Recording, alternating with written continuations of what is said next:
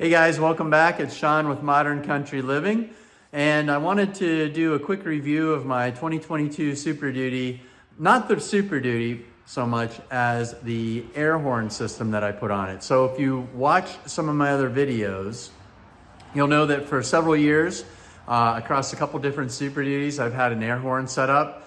I started out with kind of the big rig air horn, and then I moved over to a train horn setup. And I did something a little different on this truck as far as mounting it. I wanted to relocate where I was going to put the compressor and the horns. In the past, if you look at my other videos, you'd see that I mounted everything underneath the truck. And as I'm getting older and dealing with getting down underneath the truck, I decided to do something different. So let's stay tuned. I'll show you where I put the horns and where I put the compressor system in the air tank. All right. On the passenger side of my Super Duty, again, I've got the long bed. So if you have a short bed, you may have a little more of a challenge with this.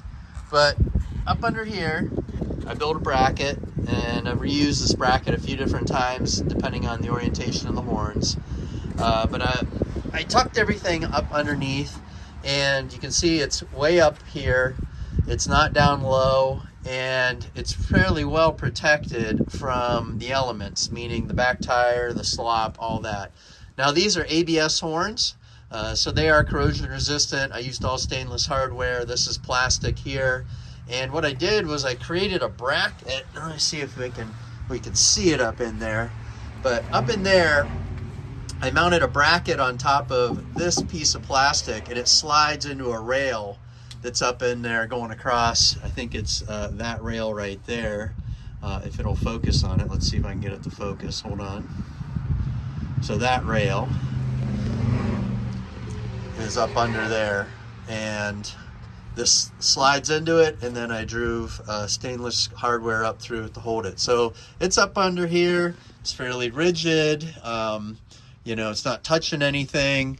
And then I ran air lines up, so I mounted everything else that I needed, the business end of it, the compressor and the air tank in the bed of the truck. So let's check that out.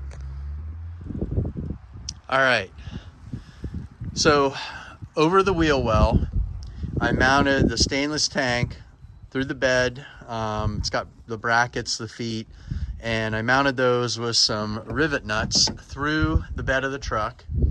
And then I created a small shelf there that I mounted to the side of the bed of the truck, and I mounted the compressor right in that space.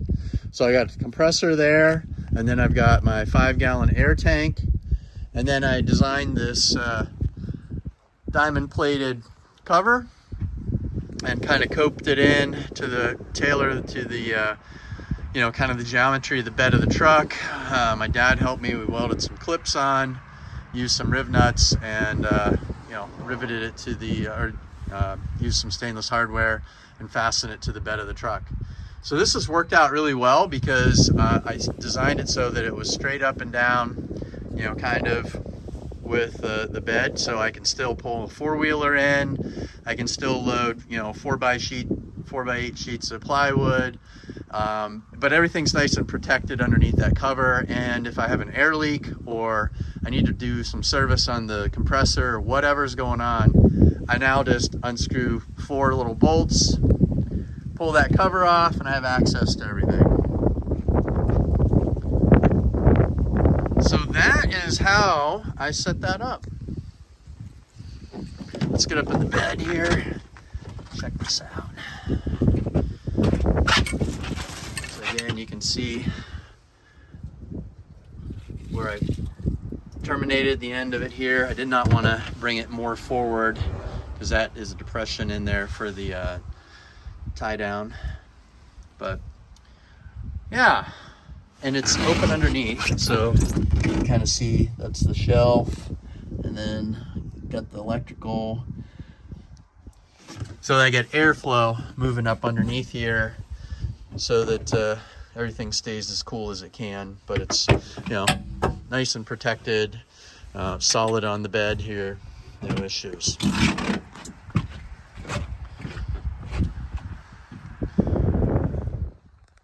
All right, in the truck, I run my compressor and my horn on those two upfitter switches. So when I have the one on, it energizes the circuit to allow the compressor to turn on when the pressure switch demands calling for the air compressor to kick on. And the other one flips the solenoid to allow the air horn solenoid to work, valve to work. So let's look under the hood. I'll talk a little bit about what happened under there. So on the passenger side, the upfitter switches on this 2022 model are underneath here. So I had to loosen this up, and then the wires are located underneath this, this little fuse box.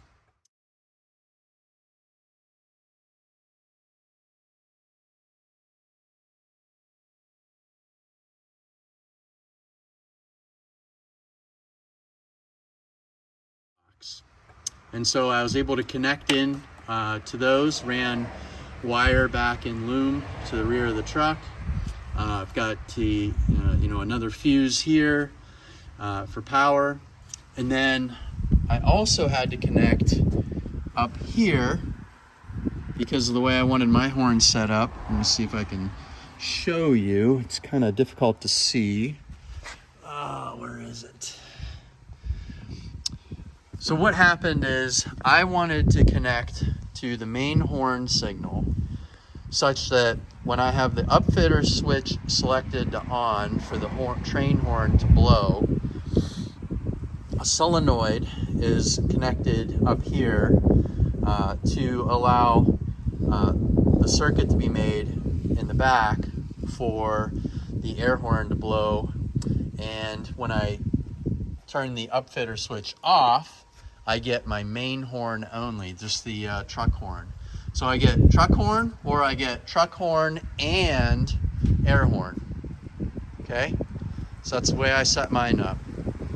I did that because there are times I do not want the air horn to blow, and I didn't want it to be an always kind of on situation where if I jump out of the truck accidentally with my key fob, I don't want it to just blow, so I can actually control that. Okay? All right, so the air horn system that I have on the truck is I've owned the actual horns themselves for several years. They've gone on a few different vehicles. They're ABS, they're extremely loud. If you listen to some of my other videos, you can hear them.